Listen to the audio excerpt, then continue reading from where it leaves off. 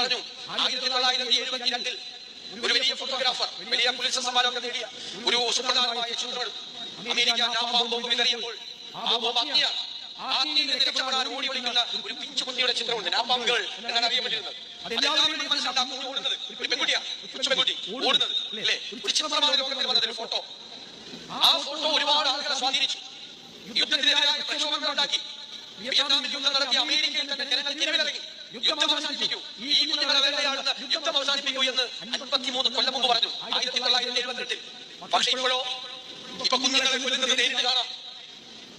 ആ അമേരിക്കയിൽ പ്രക്ഷോഭമില്ല, ലോകത്തൊരിടത്തും പ്രക്ഷോഭമില്ല, ഐക്യരാഷ്ട്ര സംഘടന ഇടപെടുന്നില്ല, ലോകത്താരും ഇടപെടുന്നില്ല. ചിന്ത എനിക്കൊന്നും തോന്നുന്നില്ല. ഒരു കാര്യം, വേറെ ആരും കുഞ്ഞുങ്ങളാണ് കൊല ചെയ്യപ്പെടുന്നത്. ഇതാണ് ചിന്ത. 53 കൊല്ലം മുമ്പ് ഈ നാപ്പാം ഗേളിന്റെ ചിത്രം കണ്ടപ്പോൾ ലോകത്ത് മുഴുവൻ പുതിയ പ്രക്ഷോഭങ്ങളും പ്രതിഷേധങ്ങളും ചെറുത്തുനിൽപ്പുകളും യുദ്ധത്തിനെതിരായ പ്രക്ഷോഭങ്ങളൊക്കെ ഉണ്ടായി.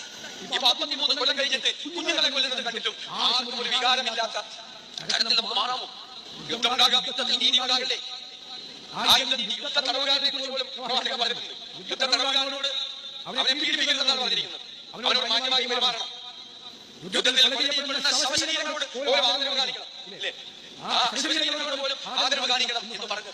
ലോകം കീഴ്മേൽ മറിയുക, ലോകത്തിന് ഇതിന്റെ അപ്പുറത്തേക്ക് പോവുകയാണ്. മനുഷ്യനെന്നുള്ള ആ സങ്കല്പം, സ്നേഹം, അനുകമ്പ, കാരുണ്യം ഇതെല്ലാം മനുഷ്യനിൽ നഷ്ടപ്പെട്ടുകൊണ്ടിരിക്കുന്ന ഒരു കാലത്ത് പ്രവാചക മതം അതാണ് വിശുദ്ധ ഗ്രന്ഥം ഉയർത്തിപ്പിടിക്കുന്നത്. ആ വിശുദ്ധ ഗ്രന്ഥത്തിന്റെ യഥാർത്ഥ സന്ദേശം ജനങ്ങളിലേക്ക് എത്തിക്കാൻ, എല്ലാവരുടെയും ഹൃദയങ്ങളിലേക്ക് എത്തിക്കാൻ കഴിയണം എന്നുള്ളതാണ് നമ്മൾ ഏറ്റെടുക്കേണ്ട ഏറ്റവും പ്രധാന ദൗത്യം, ഏറ്റവും പ്രധാനപ്പെട്ട മിഷൻ എന്ന് ഞാൻ നിങ്ങളോട് പറയുന്നു. അതിലെ പ്രധാനപ്പെട്ട കാര്യങ്ങൾ, അതിൽ ഏറ്റവും പ്രധാന കാരുണ്യം തന്നെയാണ്, സ്നേഹമാണ്, അനുകമ്പയാണ് മറ്റുള്ളവരോട്. ഇവിടെ തിരുവേദിക്കുന്നത് ക്രൈസ്തവ ദർശനത്തിന്റെയും ഏറ്റവും വലിയ മൂല്യവത്തായതാണ് സ്നേഹമാണ്, മറ്റുള്ളവരോടുള്ള അനുകമ്പയാണ്. മതങ്ങളെല്ലാം പ്രവാചകരായുള്ള ആളുകളെല്ലാം എത്ര ഭംഗിയായിട്ടാണ് അവരൊരു ജീവിത ദർശനത്തെ സൃഷ്ടിച്ച് നമ്മുടെ മുമ്പിൽ വെച്ചത്. നമ്മൾ ആ മതങ്ങളെയും മതദർശനങ്ങളെയും പോലും ദുർവ്യാഖ്യാനം ചെയ്ത് ഭരണകൂടങ്ങളും അധികാര കേന്ദ്രങ്ങളും എല്ലാവരും ദുർവ്യാഖ്യാനം ചെയ്ത് അവരവരുടെ സൗകര്യത്തിലാക്കി മാറ്റുന്ന കാലത്താണ് നാം ജീവിക്കുന്നത്. അതിനെതിരായിട്ടാണ് യഥാർത്ഥ സന്ദേശം, യഥാർത്ഥ ദർശനം എല്ലാവരും എത്തിക്കാൻ ഈ ഖുർആൻ കഴിയട്ടെ എന്ന് ഞാൻ ആശംസിക്കുന്നു.